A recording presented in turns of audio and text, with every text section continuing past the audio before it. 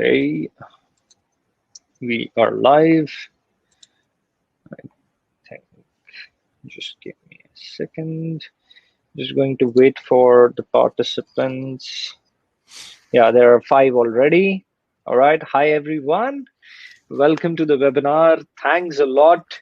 You could take time out of your busy schedules on Wednesday. It's evening, but for Fernando, it's quite early in the morning.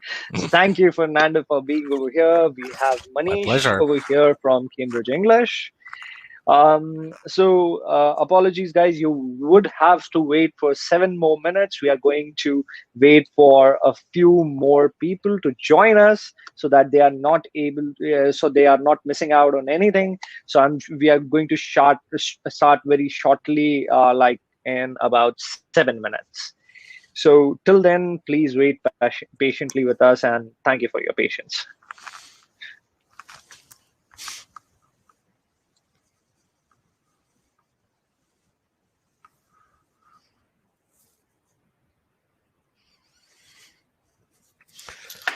Where are people joining us from? Do you know the regions where they're coming today, or there were many registered participants for this session, right?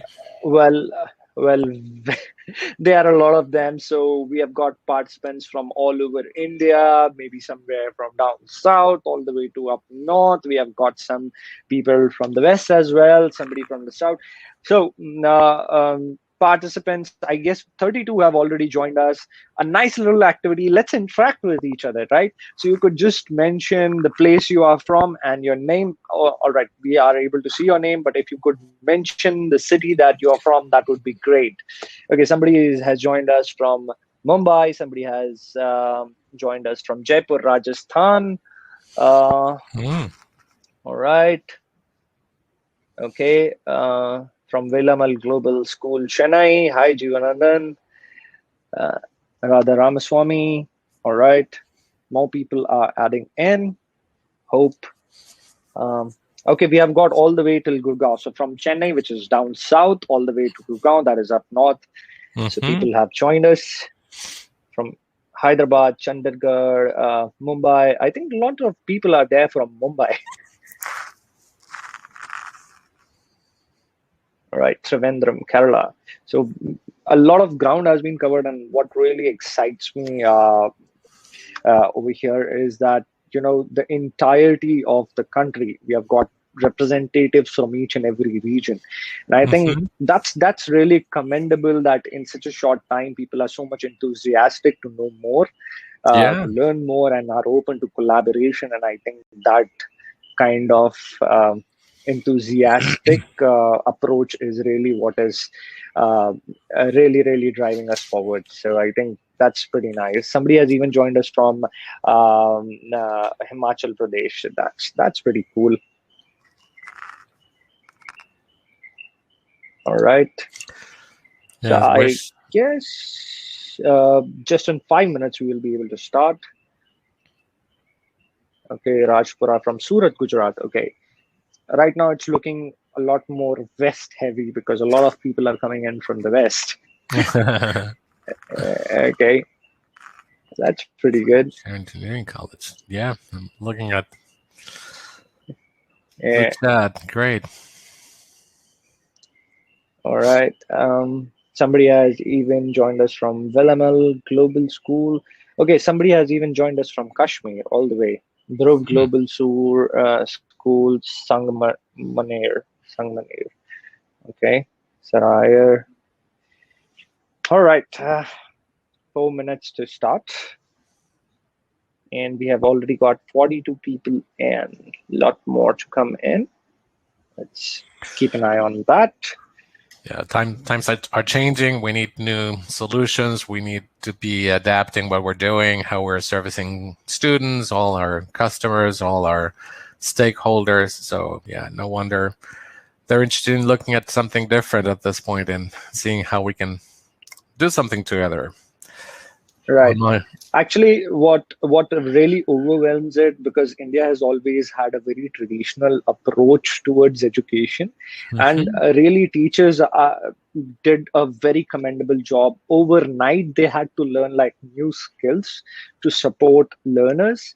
And from textbook approach straight towards high-end mobile devices, and Right. giving classes from Zoom or maybe webinars, etc., etc. They learned it, Hmm.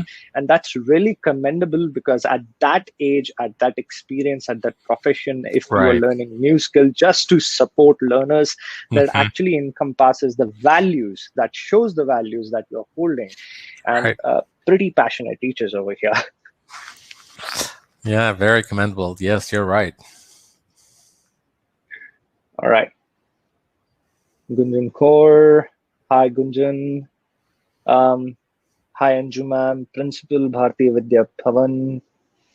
Hello, Anju ma'am. Welcome to the webinar. All right. Okay, some people are asking about certification or any kind of attendance certificate. So yes, attendance certificates will be provided at the end of the webinar. So don't worry about that. We are just going to share a feedback link. You have to fill up that link and give it back to us. We'll know your name as well as your organization, so that we have all the correct credentials. We don't want to mess up any names over here. So I think that would be better. We are going to touch upon that at the end of the webinar. So don't worry about that. All right. So a quick thing. I think that we have got around 2 minutes left. So 2 minutes to go. Let's quickly check it out. I guess 1 minute to go now. So That's Manish, great. are you there on the call? Yes, I'm listening to the interesting conversation. Yes, go ahead. Okay. So just 1 minute to go, and we'll very quickly start over here. So that shouldn't be an issue. All right. So quick thing. Hi, everyone. My name is Apoorv. I'm the marketing manager for South Asia for Cambridge Assessment English. Thank you for taking out time. We know it's 4:30. It's almost the end of the day, and you must be really tired out from, the entire day. And we are really grateful that you could take out the time to join us to hear this conversation about collaboration with Michigan. With me are two very, very interesting people. I have Manish with me, who is the head of sales for Cambridge Assessment English South Asia, and he's right over there. And we have Fernando straight away from Michigan. Thank you, Fernando, for joining us. So Manish is going to tell you a bit about Cambridge Assessment English. You might be knowing about us already, but here it is. Regardless of that, over to you, Manish. Okay, here I go. So a quick one. I want more time to be spent on what Fernando has brought us. Though we are here at 4:30 p.m., it's 7 a.m. approximately for Fernando, and he's been with us for the last half an hour. That's 6:30, and I'm wondering what time he had to get up to join us at 6:30 a.m. So thank you, Fernando, first of all, and thank you everyone for being here.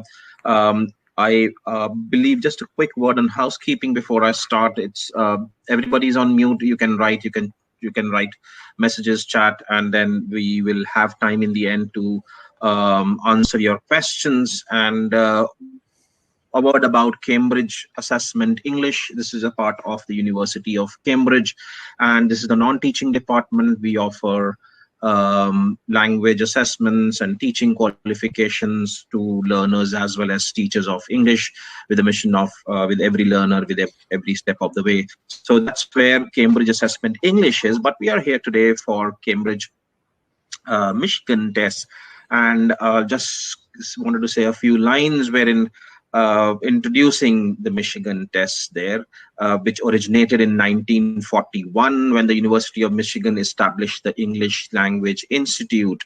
In 2010, the testing division of University of Michigan English Language Assessment joined with Cambridge Assessment English. So that's where you see the link between Cambridge Assessment English and University of Michigan. And at that point of time, it was named CAMLA, which is Cambridge Michigan Language Assessment, where in 2018, that's around 3 years ago, it was rebranded to Michigan Language Assessment. So just that background I thought will be useful. We have also been joined by Daniel, and welcome, Daniel. Apologies, I believe there was some connection issue, but welcome, and it's a pleasure to have you for this webinar today. Thank you. It's a pleasure to be here.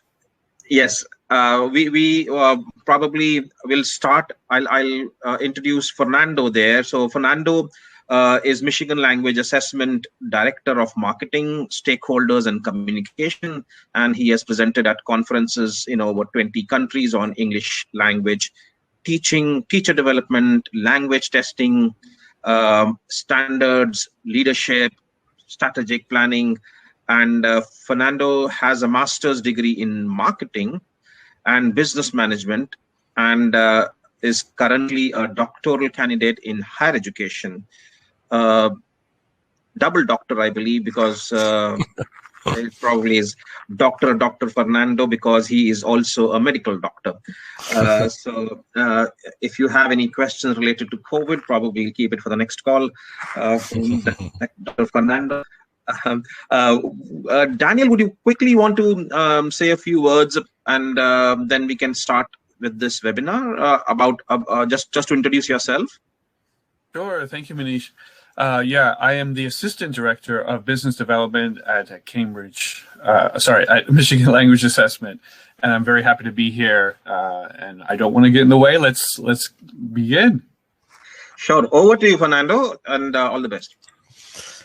Well, thank you. Thanks so much, Manish, Apoorv, and all the team there in India from Cambridge Assessment English. As you already heard, I'm Fernando Fleurquin. I'm here with Michigan Language Assessment. Can we start showing the slides? I'll give you a brief overview of who we are, where we are, and what Michigan Language Assessment is, if you have not heard about it so far. So where I'm in kind of a beginning the day here in Michigan, early morning. And so greetings from Ann Arbor. It's where the University of Michigan is located. And I'm sure you've heard a lot about the university, either research or sports or majors, alumni. We have the largest alumni network among many universities in the US and the world, probably. This is a brief overview of what we're going to be talking about today. I'll give you an overview of what Michigan Language Assessment and how we work together with Cambridge Assessment English. We'll talk about a little about challenges and pain points that schools, we've heard from different schools around the world, and what they need, what they're struggling with, and how we can address some of those challenges with new solutions. And one of the exams that we've been working on especially. And we'll talk a little about collaboration, schools, preparation centers, and how we can work together to offer better services or different services at this point to our students. So as Manish was mentioning, Michigan Language Assessment is a not-for-profit collaboration between the University of Michigan and Cambridge Assessment English. You probably heard about each of them separately. I don't know if you had seen that we are working together in many ways. We started the University of Michigan in 1940s, established the English Language Institute. It's a pioneer institution that led research in terms of applied linguistics, a lot of information for teachers that is being used today in terms of methodology, linguistics, applied linguistics. What we're doing in classes started at the University of Michigan English Language Institute. And the English Language Institute had an English testing division that started developing exams for several projects, initially by the State Department of the US, but then they were administered throughout the world through authorized test centers. In 2010, the University of Michigan approached Cambridge Assessment, the University of Cambridge, and the Cambridge Assessment English Division to form this not-for-profit collaboration. And they've been working together since then, initially as CAMLA, or Cambridge Michigan Language Assessment, and then CAMLA. But in 2018, we rebranded this the collaboration as Michigan Language Assessment. So it's basically the same exams and the same quality that we had from the beginning, with the addition of all the research and expertise that Cambridge provides to our relationship. And I'll elaborate a little more on that in a minute. And in 2021, we're launching some of our digital exams, mainly to address the situation that we're all familiar with, unfortunately, with all the changes that this pandemic has had around the world and the new challenges that we have to face in order to offer better services to students. And as Apoorv and Manish were discussing earlier before we started here, it's been a fantastic job that all teachers have had to do all around the world, and I know particularly about what you're doing in India, to adapt, to learn really quickly about what to do, how to change, how to work online, how to assess your students, how to support them, and provide all the support and care that all teachers are characterized by, and to be able to offer services to students.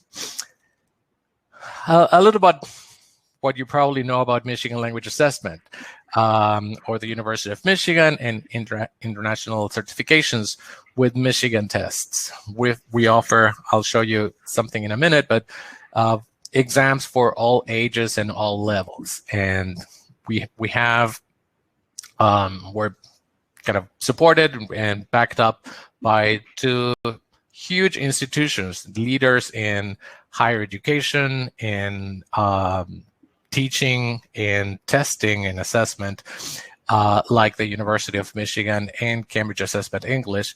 And therefore, we really work hard with all the research-based programs and services that we offered to provide secure, reliable, and fair examinations that can help learners all around the world. Whatever we're doing is certified, officially certified by Cambridge Assessment English and the University of Michigan. So those are the two bigger names that are behind Michigan Language Assessment as an institution. So this is a general portfolio of what we're offering, the different exams. And if you're familiar with the Common European Framework, the A1, A2, B1, B2, C1, C2, those are the levels of English proficiency defined by the Common European Framework of References for Languages.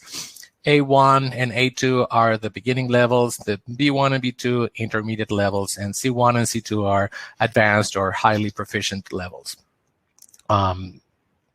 We have exams at all levels. As you can see, some are level-based, only aiming at one particular level, like B2, C2, pass or fail, to certify whether a student has reached a specific level of proficiency or not.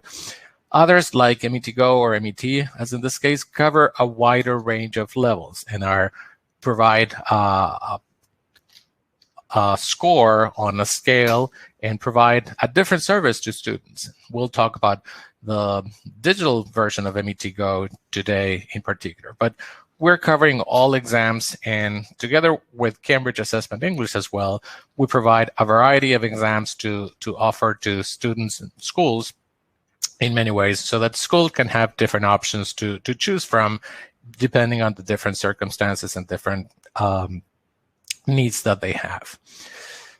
So with this enhanced portfolio of language examinations that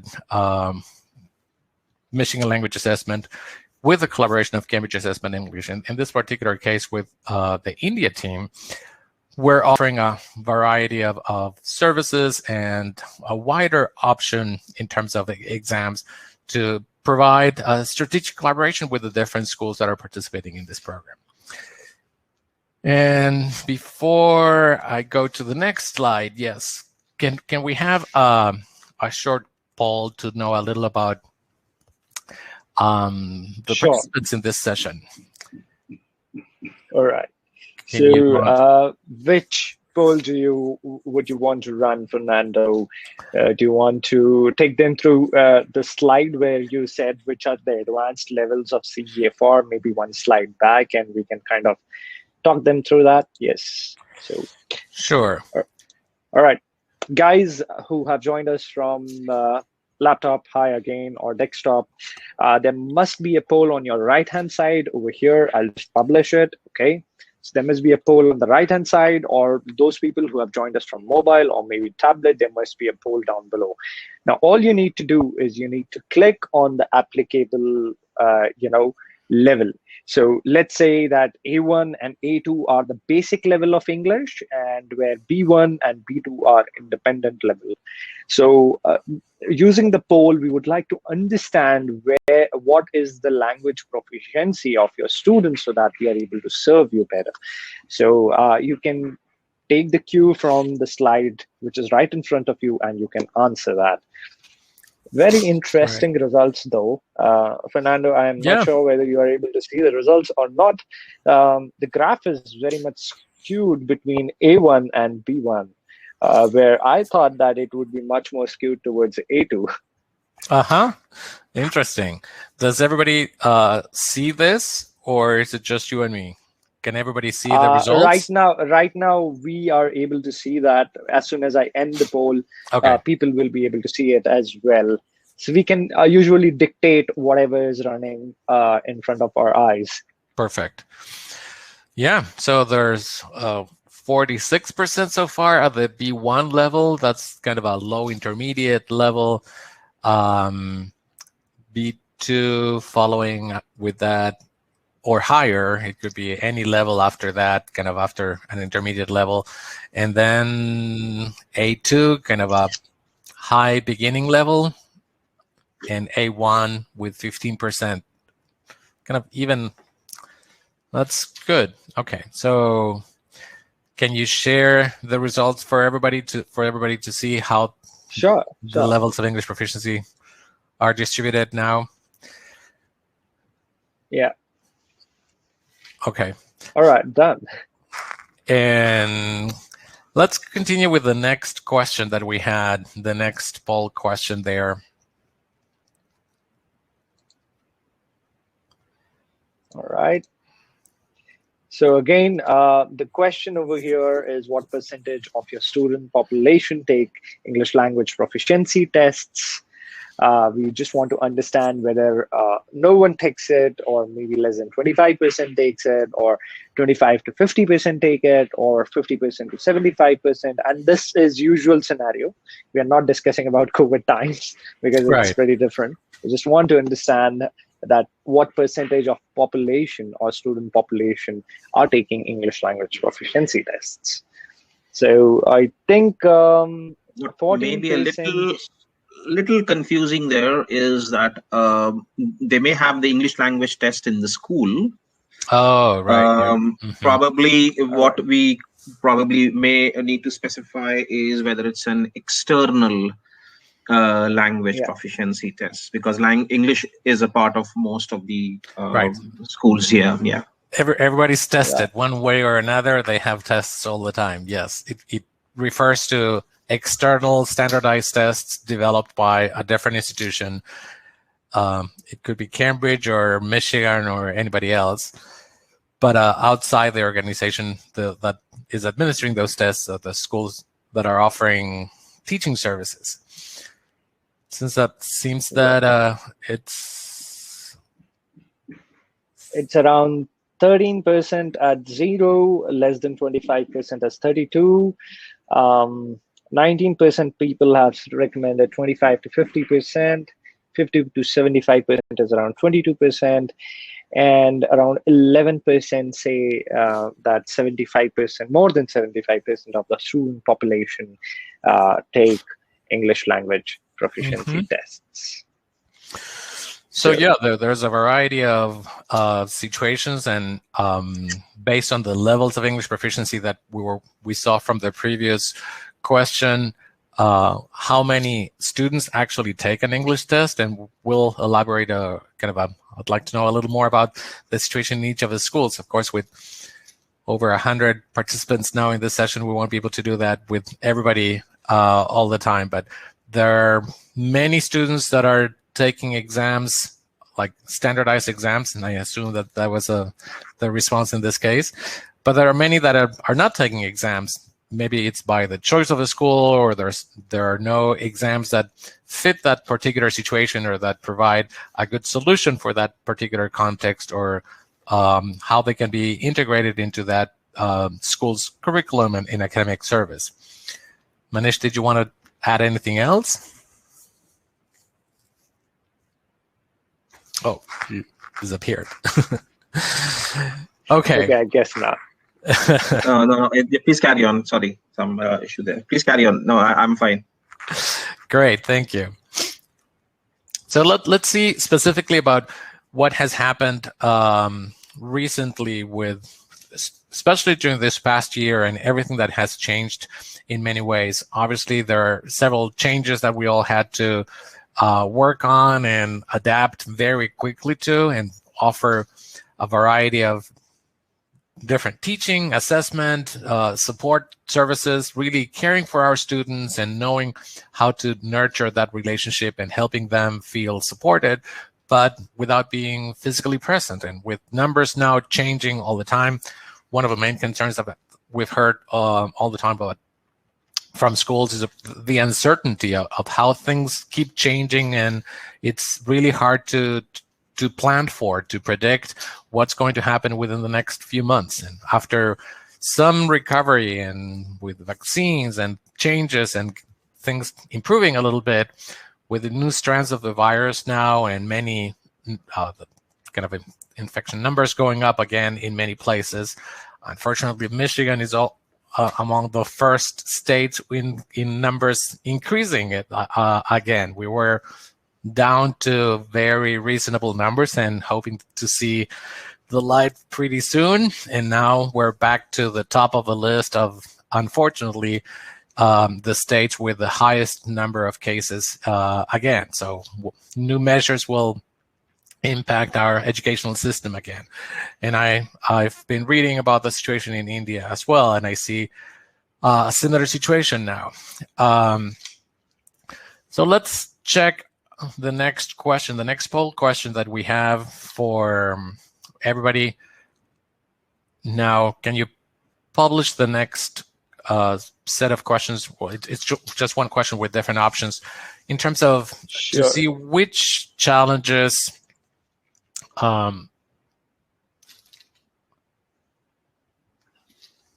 what is one challenge that you would like to address in relation to developing English language skills of your students? What are some of the things that you're struggling with? It could be either students in the same class have different levels of English proficiency, and although we're working with all of them at the same time, they all progress at a different pace. Or you would like to administer exams, but there are important restrictions, obviously, to administer in-person exams. Maybe due to COVID, or maybe due to lockdown. So right. Yeah, even that could be a reason. Giving all students a certificate. Would everybody like that in some way? Providing feedback to students, helping them improve their performance, and having that kind of something that can give them a positive impression of what they're doing, having that kind of positive impact on their motivation and self-esteem even. Or probably improving your own academic curriculum, your program, based on some other external information about the exams. So there are many responses from that I see. Kind of all of those are key issues for many of you. The one that is standing out for now is students in the same class having varying levels of English proficiency. That is what probably usually happens regardless of the year that we're in, and students are progressing at their own pace. They learn things in their own ways. and obviously advance in terms of proficiency. They progress in the language differently, at a different pace.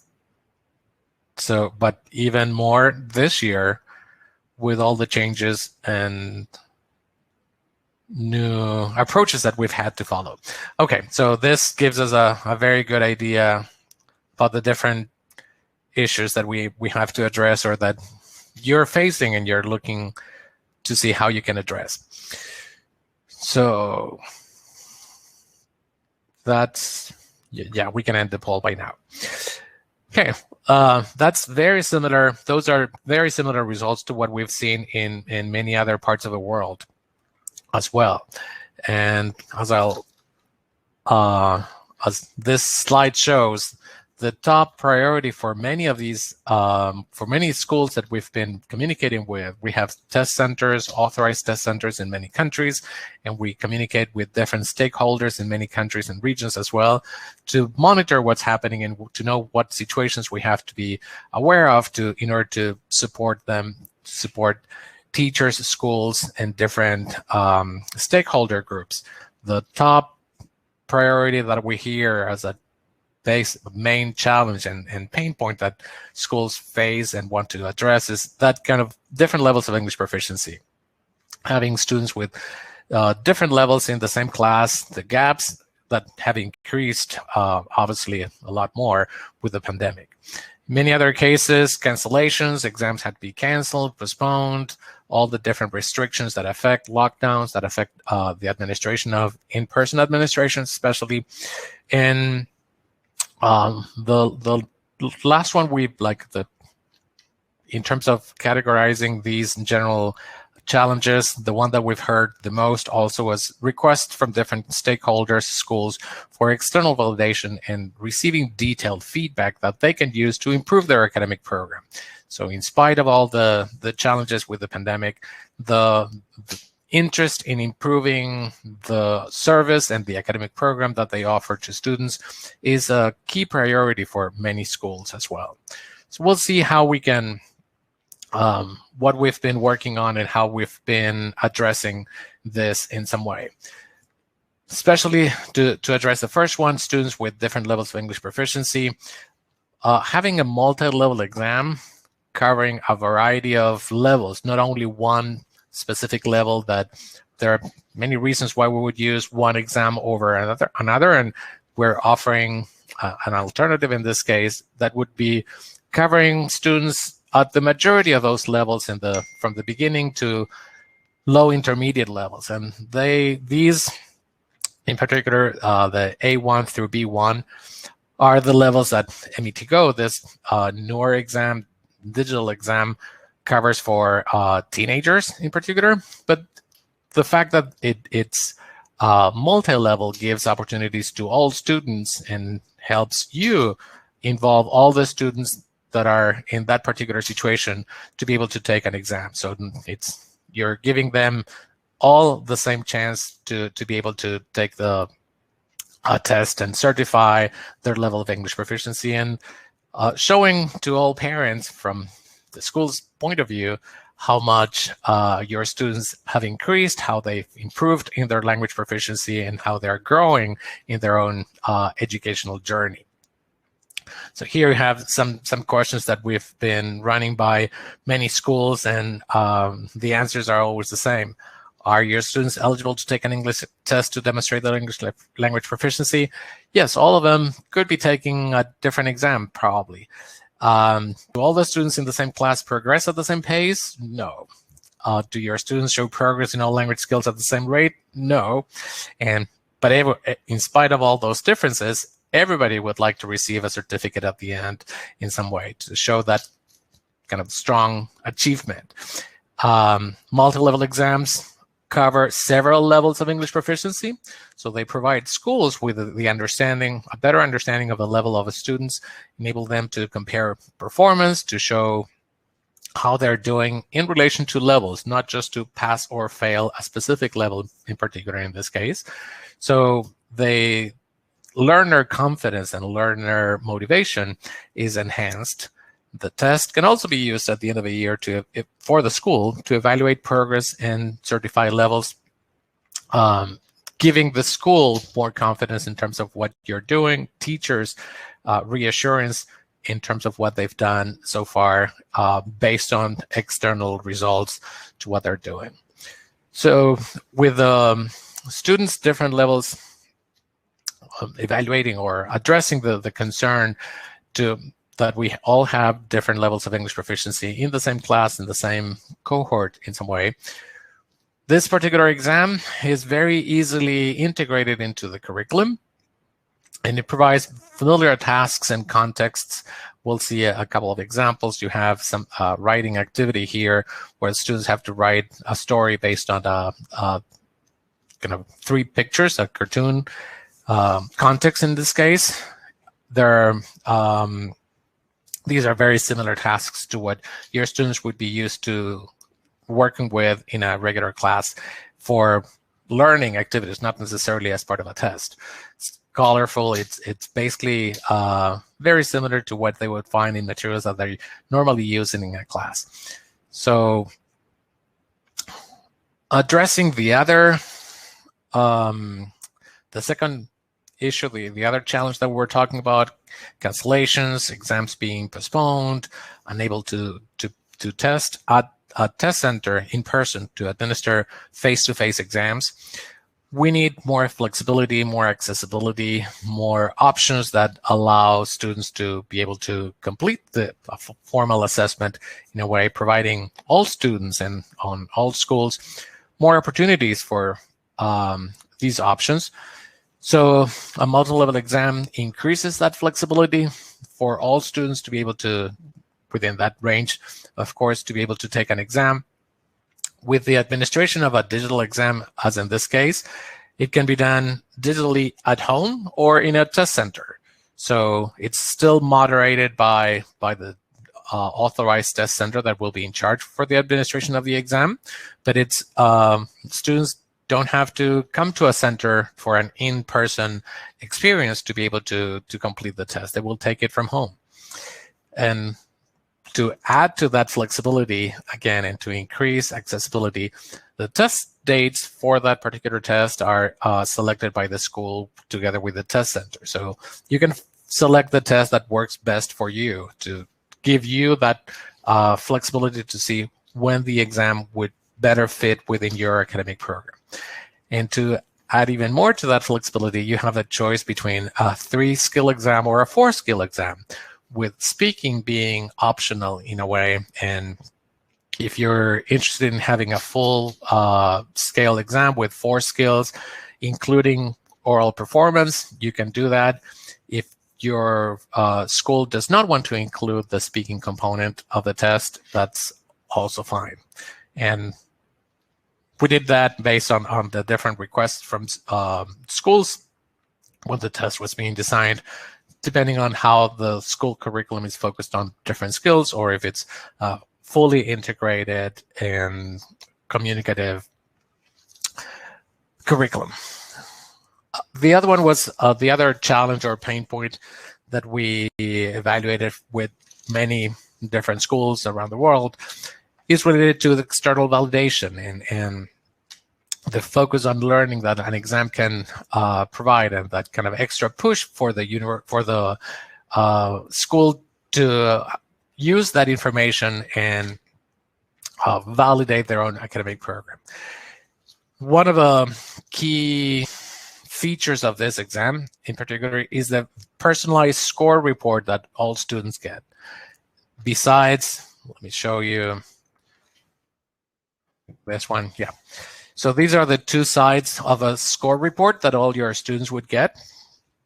And imagine how this can help you and your parents, your students, of course, but in your relationship with students, also parents are always a big component. How it helps all these different groups to understand what's happening with language performance and how this motivates them to keep learning.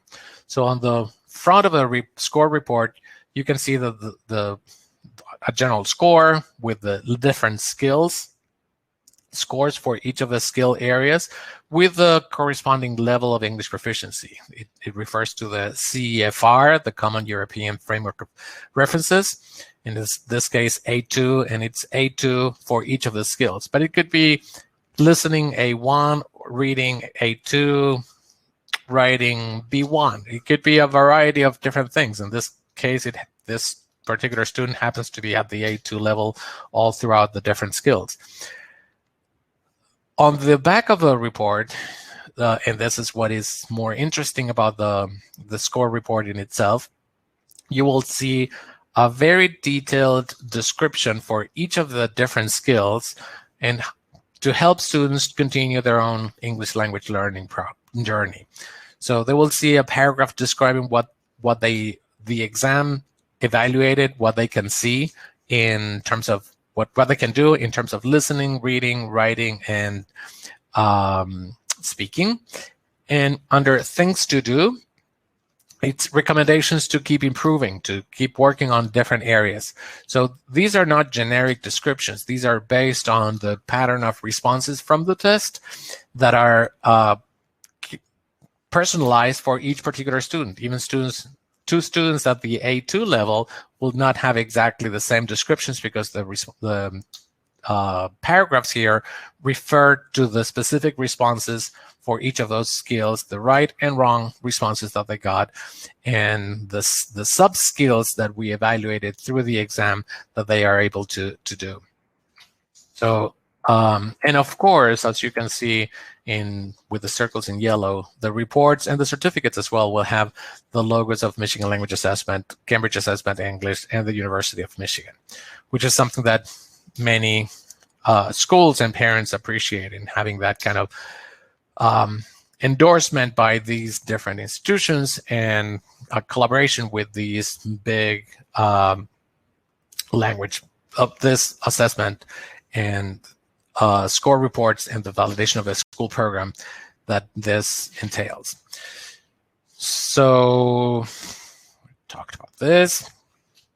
So what does it mean for the schools in terms of what we've been discussing and addressing the different challenges that we've seen so far and how schools are adapting to what's happening nowadays? We're offering schools a more flexible and modern assessment solution that enables all learners to succeed. It's not that some students pass or fail. In this case, this is a different approach to help all students feel motivated and understand where they are in relation to their language proficiency development on a continuum and to understand within this general scale of English proficiency levels where they stand today.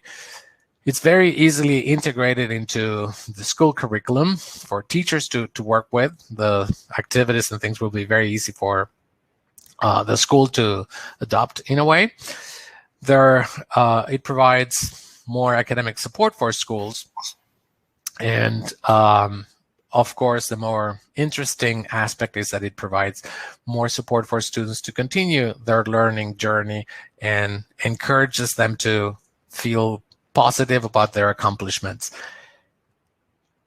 So this is a summary of how METGO is supporting test takers and schools, and especially the digital version of METGO that we're launching this month, actually, and through authorized test centers around the world.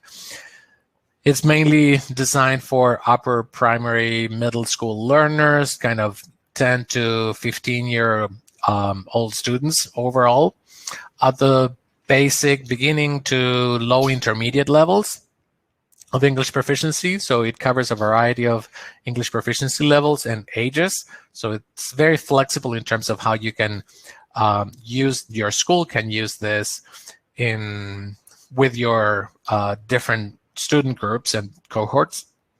The tasks of the tests are very familiar. There's nothing special that they need to prepare for that they wouldn't be familiar with from participating in your regular English classes. The personalized feedback is my favorite part of this exam, really, and how it encourages learners to identify where they are today and what they can do to continue learning. Everybody gets a certificate. Everybody succeeds in that case.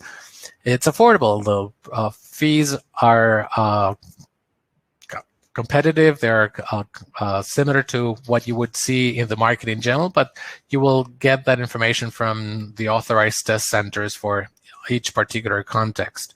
But they're very affordable compared to other options that we've seen in the market, and we try to keep it that way.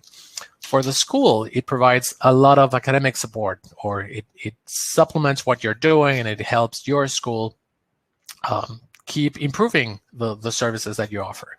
It's obviously a more inclusive solution for mixed ability classes, which is kind of the norm nowadays.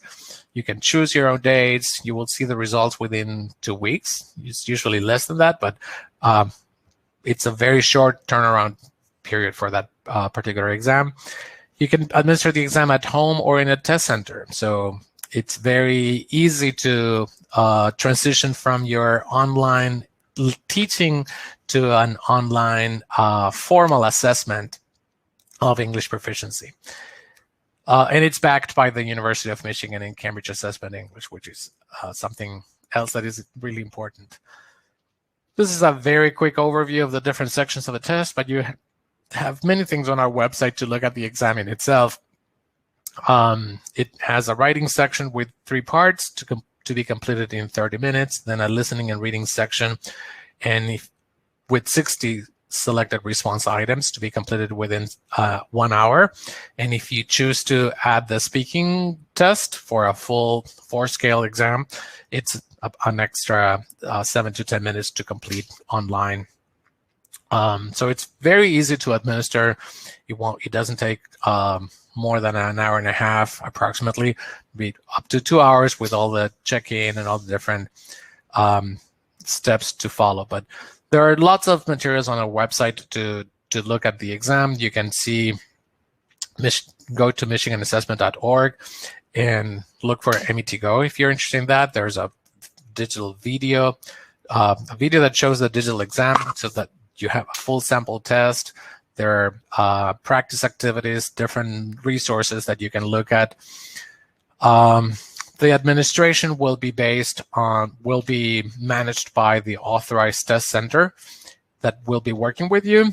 So they will be running system check before they begin with the test with a link that we send to the center so that they send to each individual student so that we monitor the administration of the test securely. I won't get into all the different details about the sections of the test, which you can see on our website. But for example, the writing section has three parts. In order to cover a set of sub-skills throughout those different levels of English proficiency, like from the beginning to low intermediate, there's a range of options how students will perform. So that's why we have a variety of tasks to cover all those different areas. But you can see the specific examples in the video, the sample tests, and the materials that we have online. It's all scored by Michigan trained examiners and raters for the different sections, or automatically by the computer in case of a listening and reading sections of a test. It's very easy to integrate into your curriculum. If you have a communicative, integrated English program with working on all 4 skills, if that's your interest, and at those beginning to low intermediate levels. And you can see a variety of materials that I just mentioned for teachers, for webinars, even videos for students and how to prepare for the exam, and for parents as well. There are several that are linked on our test preparation resources on the website that you can have access to. We'll have a few more activities coming up, and there's a growing list of resources there. So getting to the end, so we can also have a little time for questions and additional comments. how does an exam like this one, or a different alternative, a different solution, help your schools in different ways? On one of the key things that we wanted to do was to make sure that we had an exam that could support all learners and to enable all of them to succeed and to show their progress and to provide opportunities for all the students at the same time. And what the personalized reports enable them to do is to encourage them to continue learning. So it's to find that motivation to not only certify where they are, but also to know what to do to continue learning, and which is something that is very important for students at this age and in this level of English proficiency. We also wanted to help schools to improve their curriculum. So these different the tasks and the different the information that we provide with the score reports helps schools evaluate results, assess their own performance as a school and the curriculum, how it's working towards your goals, and how you can make decisions to keep improving that as well. Validating your academic program and with information that comes from an external organization in this case, and validated by two large organizations like the University of Michigan or Cambridge Assessment English. And celebrating together with the Michigan team in a way. All the students are getting a certificate. We have a video from our CEO that we can share with preparation centers, that you can show during our graduation ceremony or when you're celebrating those results in some way, and we'll be there with you. So that's why this is also an invitation for you to join our community. We are working with authorized test centers to administer the exams, but if your schools want to become preparation centers, that can be something that can help you gain more visibility with the Michigan Assessment Exam Preparation Center logo, the different, the association with the University of Michigan and Cambridge Assessment English at this point. You can have a different kind of relationship with your parents, and you get validated by what we're offering with an external examination that can support all your academic efforts to offer a great service to your student and parents. There are several resources, different things that we can help you in order to prepare for the exam, to celebrate the results, and obviously to build a better relationship with your test centers. The application is on the website. So just wrapping up here, in a way to address new challenges, we have to identify new solutions or different solutions from what we had before, and helping schools to celebrate with students, to include all students in this particular solution that can be more flexible and inclusive than to make sure that all students are considered in this case. We're providing a better service. We're hoping that we can provide better service to students and to all the parents and the stakeholders in your community. By working together with Cambridge Assessment English, it's been a pleasure to be kind of transitioning into this particular context, and we'll have a little more time now with the team in India there to answer any other questions or any more information that you would like to know about this. So Manish or Apoorv, I don't know if you have any other comments you want to make.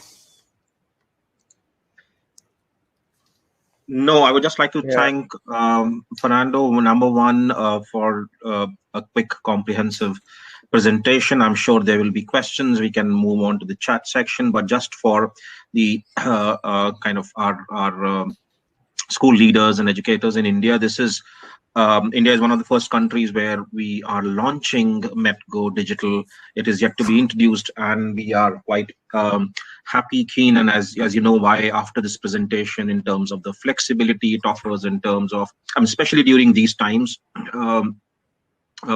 what kind of flexibility it offers. It's in terms of date, in terms of certification, in terms of the way of delivery of the examination. So that's something which we were, as an India team, very excited about, and we look forward to working more closely with Michigan and also our school leads here to ensure that students and teachers and the schools here in India get the best out of the Michigan language assessments and how the students can benefit maximum.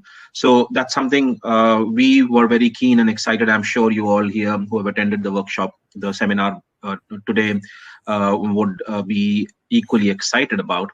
The question, I will bring it up, and probably we can see what would want to answer. Thank you, Dr. Suganti. It was a splendid presentation. Thank you for your feedback there.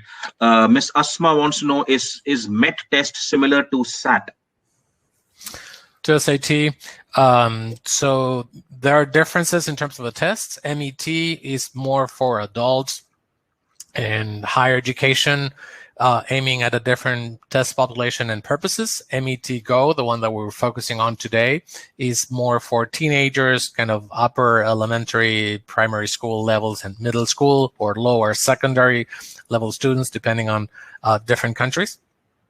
And in terms of content and tasks, all exams have different, the design and the purposes that they're serving are different. So there might be some uses for the MET that are similar to SAT, and especially for higher education. MET is not the one that we're focusing on today. METGO, like the names are confusing probably in that sense, and especially if they're new. But MET is mainly designed for higher education purposes, for admission to universities, to be recognized for other kind of high stakes decisions in terms of you go into a university in the US or other countries, or for professional services, nurses that are coming to the US, the different boards of nursing accept MET for those purposes. There are other exams on our upper end of a scale that are also accepted for those purposes as well. METGO is mainly designed for schools, kind of younger teenagers up to the age of 15 probably, and it depends on the different levels of English proficiency where you can help, where the exam can fit in within your curriculum. Yeah. Another question is from Ms. Gitanjali. She says she's a special educator. How do you assess children with special needs? Well, there are different accommodations. We want to make sure that all the students can have access to these assessments, and depending on the different requests, there are different accommodations that we can provide. There's a special area within our operations department that will be managing those requests, and we can consider accommodations for specific cases. We get those from different test centers, and we discuss what we can offer. There's some information on our website, but if you don't find that directly, let me know and I can point you in the right direction. Sure. Next question is from Ms. Padma Priya. Can an individual teacher be associated to collaborate? If yes, please guide.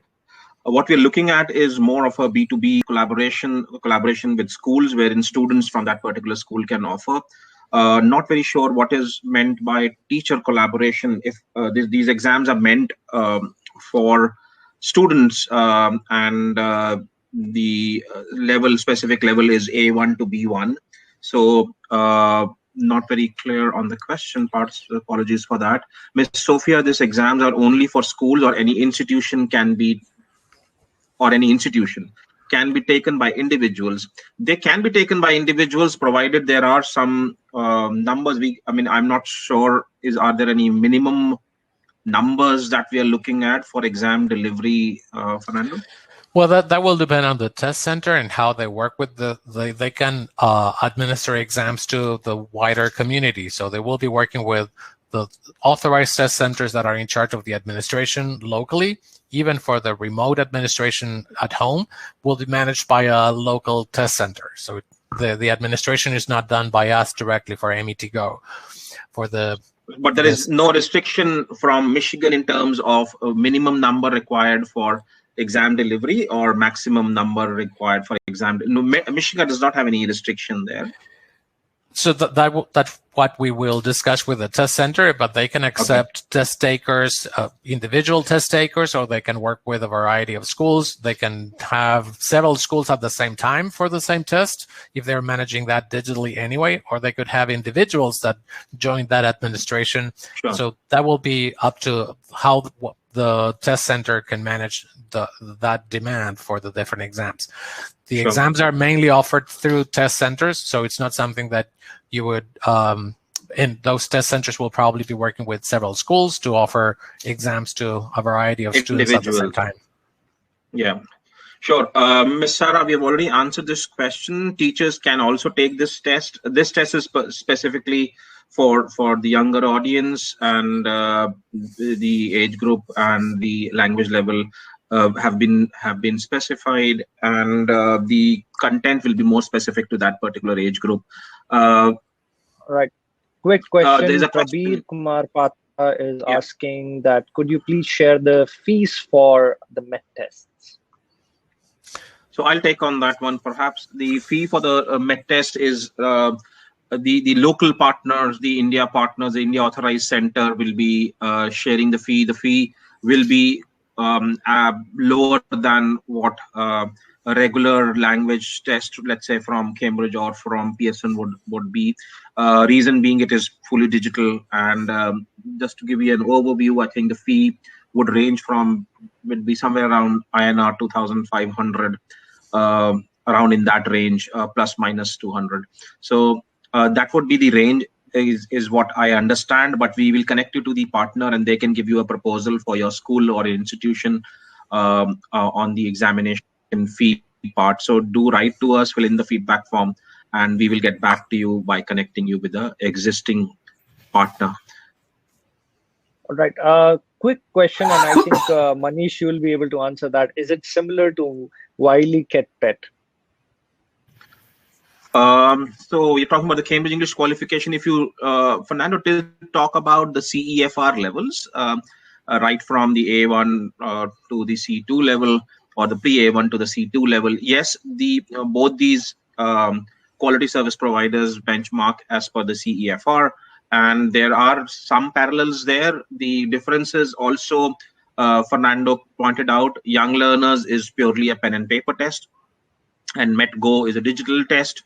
Both are flexible in terms of the date. It's not date specific. Young learners, if you compare specifically, it is level specific. It will be at an A1 level, pre-A1 level, or an A2 level. Here it is, the METGO tests are multi-level. So there are differences between the two, but both conform to the international standards or the international language benchmark, which is CEFR. So these are some of the differences I could think of between young learners and the METGO test. Again, there will be level difference. Young learner does not test above the A2 level, while METGO, you can go up to the B1 level. So the age group, you can go up further when it comes. Yeah, it could match with the KET exam. Again, the difference here in METGO Digital is you can take a 3 skill also, whereas in young learners or KET, you need to take all the 4 skills.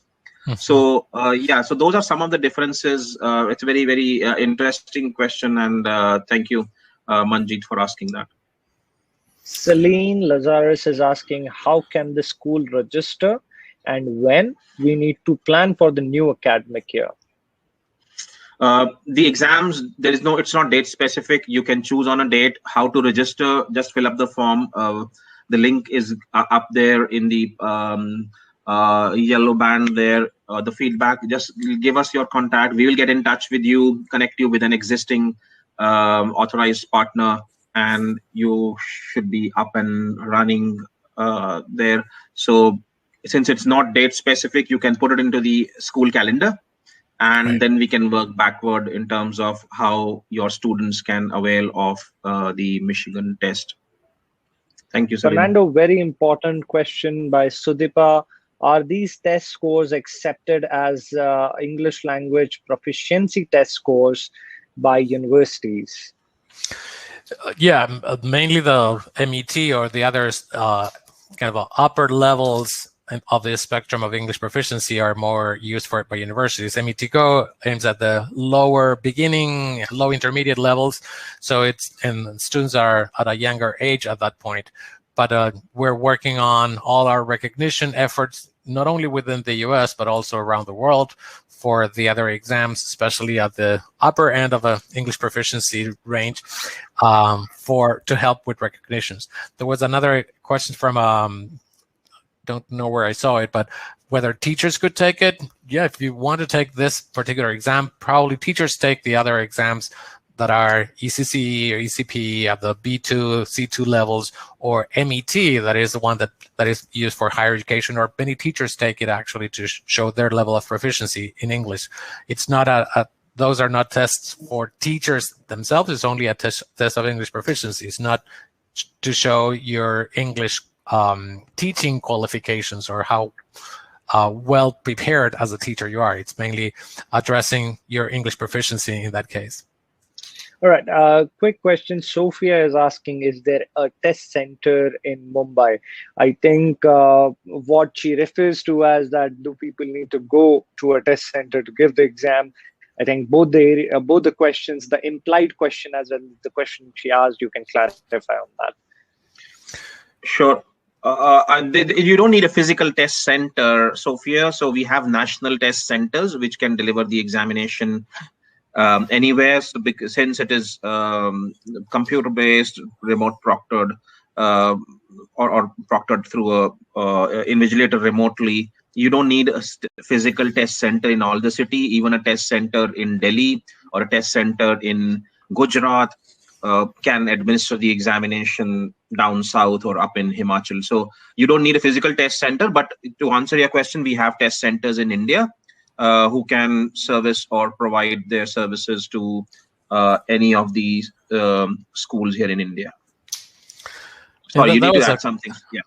That was a key area that we wanted to address, obviously, with all the uncertainty that we have nowadays, and wanted to make sure that everybody could have access to something like this. And it's basically an extension of what you're doing to teach students nowadays. And it's not something that would require a different setting or a different infrastructure or people going to a specific location.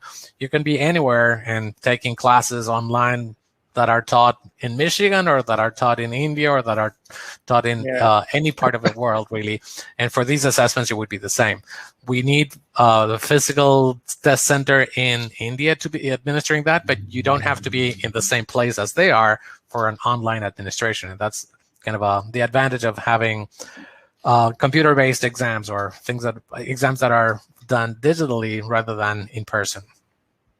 Yeah, and just to add, I think even your presentation, it can even be taken from home, right? Yes. Yeah, right. In short, that could be taken from home. So that's what I was implying at. So quick question by Shalini Devi. I think it's a very important question that if she says, I would like to get some clarity regarding the accent used in the listening part. Students are comfortable and exposed to British accent. So I think that's a question there. That's a very good point. Yes, thank you. The listening section of the test is recorded by teenagers, kind of mostly American teenagers, that kind of native talent in that sense, voice talents. But they're very standard in general. It's not very none of the different listening items will be very strong in any one area or another. In terms of the other the kind of responding in using different spelling or your own accent when you're speaking for the speaking test or when you're writing in the writing section, no points are the spelling or the way you're expressing or the grammar that you're using. If it's more British or American or Australian, or that does not necessarily affect your performance in any way. It's basically how you're communicating ideas in terms of productive areas of the test that is being evaluated. So the listening input is mainly American English, but it's very standard and very general that would not cause any interference in terms of comprehension in that sense. Well, talking about what evaluation, we usually Manish, come across is a neutral accent, which is not very country or region specific there, so as not to disadvantage any particular candidate, number one, and number two, just to add, I don't think there are any extra marks for accent there. If a candidate speaks with a particular accent, that's sometimes a question that we come across is, do we need to speak in a particular accent if it's a British exam or an American exam? I think Indian accent is fully acceptable. There are no additional points, and what is not being tested is accent. Right. That is not a part of the testing here.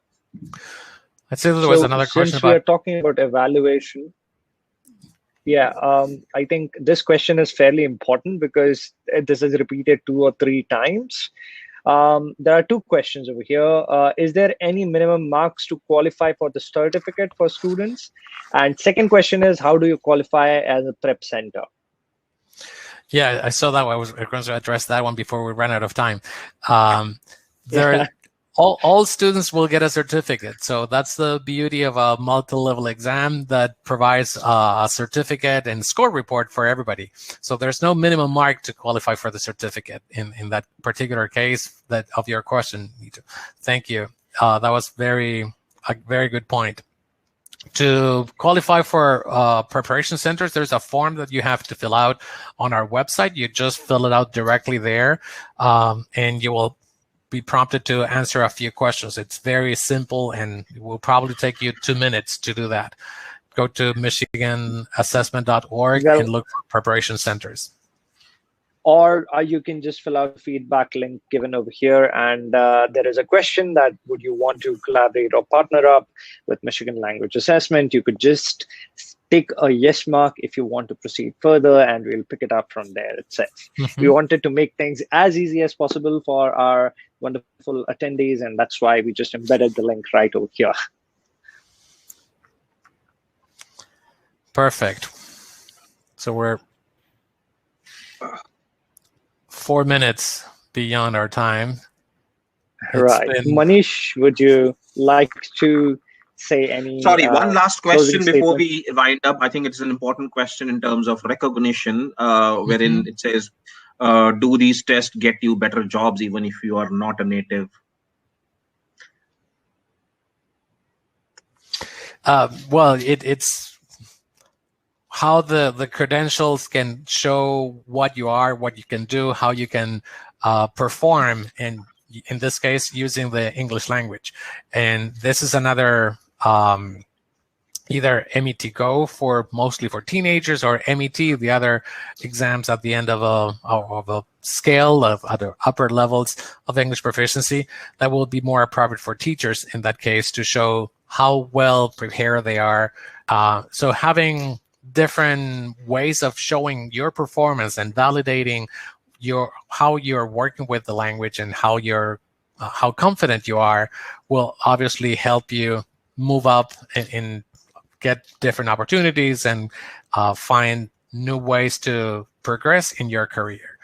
METGO is more for the school, for the students at a lower level of proficiency, and it's designed for 10 to 15-year-olds. But the other exams at the upper end of the higher levels of proficiency are most designed for adults, and many of those are used for teachers, especially ECP, the English proficiency exam, is at the highest level of proficiency. That is a more challenging exam, of course, to show your expertise in the language, how you manage all the different skills at a highly proficient level of English proficiency. And that speaks volumes about what you can do with the language as a non-native speaker. Yep. I think it prepares... I think it also prepares you for other examinations like IELTS or TOEFL, which students may be giving when they are planning to study abroad or apply to university universities or colleges abroad or apply for immigration abroad, they need to give, it's mandatory to give exams like IELTS or TOEFL. These examinations form a strong, solid foundation for those kind of examination, because that's also, these are also skill based, and so are the other exam. The pattern usually remains the same, so an exposure to an international examination. So this is where they get a stronger foundation or an upper edge over Right. other students when it comes to international examination. I think we have gone a little overboard, around 7 minutes over time there. We would again like to thank Fernando, and we also still have Daniel. Sorry, Daniel, probably some of the questions could have been directed to you there. So Daniel and Fernando, thank you very much for being here early morning for you. I'm sure this is a good start to your day, and I think the number of and the kind of questions that came up were really interesting, and shows the kind of interest that Thank people you for would the have. invitation. We look forward to, we look forward for having such similar webinars in future and inviting you over, and maybe once the things get better, getting you over to India to meet some of the participants here or the participating schools here. Yeah, it would be great to meet everybody in person. I wish we could have done this in a better context, but at least this is what we can do, and it's much more inclusive in this way. Sure. Thank you, Apoorv, for managing the show, and Vikas is there. So thank you, Vikas and Apoorv, for all the background work and ensuring that we are all together and passing on the information to all our stakeholders. Thank you once again. Big shout out to the Cambridge team over there for organizing all this, and all the over 100 participants that came in this afternoon. Thank you so much. It's a pleasure to be in touch with you. Thank you. Thank you, everyone. Have a good Do day. remember the feedback link is right there in the yellow bar or the sticky note. Please do click on the link. Please let us know about the feedback. Of course, we will be generating attendance certificates using the information that will be provided in the feedback link. Please do fill it so that we have accurate information. We don't have any kind of typo errors or spelling mistakes. We'll be able to provide that. Thank you. Thanks a lot. And have a great day. Thank Bye. you.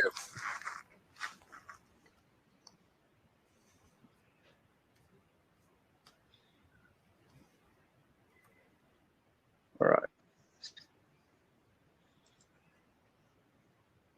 Yeah, I think everyone have received the feedback link. If you have not, just mention it on the comments. I'm just going to stay 5 minutes longer on this webinar to make sure that everybody has the link and they are filling it out.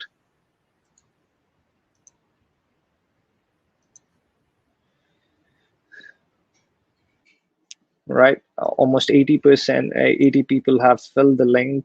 Girish, the feedback link is just given on the top of the comments section. It is right over here. I'm going to paste it in the chat as well. This is the feedback link. Please click on that to go to the form. Yeah, so there it is. Dr. Raut, we will let you know about it. That is not an issue. Yeah, so I'm gonna keep posting the link again in case there are other comments on top of it. Please go ahead, fill the feedback link so that we have the correct name, correct details, correct credentials, and we can issue you an attendance certificate. It does take around 3 days of time for us to generate and process it. We are just going to process this list and award you the certificate. It's going to take us around 3 days to do that.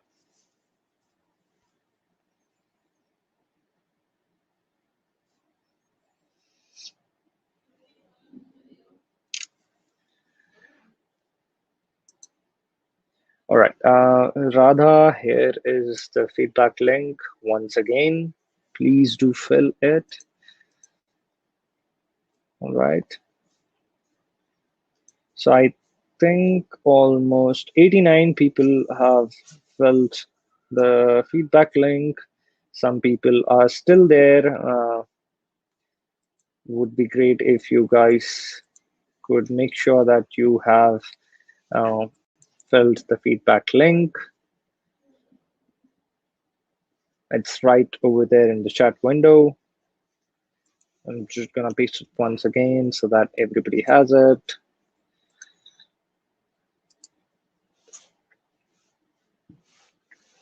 Okay.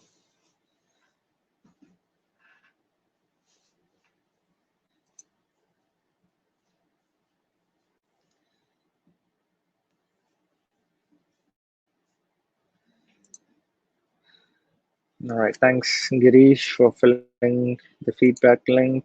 I'm just gonna paste the comment once again so that it's just up there for everyone. Thank you, K. Mohammed. Right.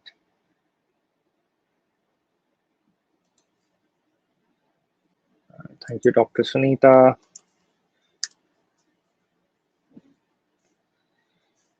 Right. Well, almost 100 people have filled up the link. So I guess 10 people are remaining.